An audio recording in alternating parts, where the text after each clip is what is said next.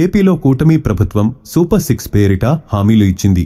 ఈ సూపర్ 6 హామీల్లో భాగంగా మహిళలకు ఆర్టీసీ బస్సుల్లో ఉచిత ప్రయాణం, నెలకు 1500 రూపాయలు, ఏడాదికి 3 ఉచిత గ్యాస్ సిలిండర్లు వంటి గ్యారంటీలని ఒక్కొక్కటిగా అమలు చేస్తూ పోతుంది. అయితే బడికి వెళ్లే విద్యార్థులకు ఏడాదికి 15,000 రూపాయల చొప్పున అందిస్తామంటూ తల్లికి వందనం పేరిట మరో హామీ ఇచ్చింది టీడీపీ కూటమి. ఇంట్లో చదువుకునే పిల్లలు ఎంతమంది ఉంటే వారందరికీ ఏడాదికి 15,000 చొప్పున ఇస్తామని చంద్రబాబు సైతం హామీ ఇచ్చారు.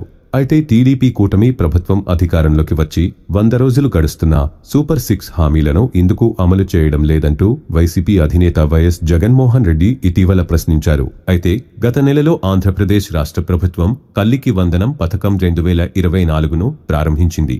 ఇది ఆర్థికంగా బలహీన కుటుంబాలకు విద్యా సహాయం అందించడానికి లక్ష్యంగా ఉన్న ముఖ్యమైన కార్యక్రమం. ఈ ప్రోగ్రాం ద్వారా విద్యార్థులు తమ చదువును ఆర్థిక ఇబ్బందులు లేకుండా కొనసాగించవచ్చు. 1 నుంచి 12 తరగతుల్లో చదువుతున్న విద్యార్థులను లక్ష్యంగా చేసుకుని నిరంతర పాఠశాల హాజరును ప్రోత్సహించడానికి ప్రయత్నిస్తుంది. ఎంపిక చేసిన విద్యార్థులకు 15,000 రూపాయల ఆర్థిక సహాయం నేరుగా వారి బ్యాంకు ఖాతాలకు జమ చేయబడుతుంది. ఈ నిధులు పాఠశాల ఫీజులు మరియు ఇతర విద్యా ఖర్చులను భరించడానికి సహాయపడటమే కాకుండా కుటుంబాలు తమ పిల్లల విద్యపై పెట్టుబడి చేయడానికి అవకాశం ఇస్తాయి. ఈ పథకం పొందాలంటే విద్యార్థులు ప్రభుత్వ లేదా ఎయిడెడ్ పాఠశాలల్లో చదవాలి. విద్యార్థులు ప్రయోజనాలను పొందేందుకు 75% హాజరు తప్పనిసరి. ఇక విద్యార్థులకి కిట్లు అందించబడతాయి.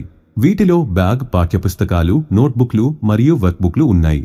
ఆన్లైన్ నిఘంటువు, 3 జతల యూనిఫారాలు, బెల్ట్, బూట్లు మరియు సాక్స్ కూడా ఉంటాయి.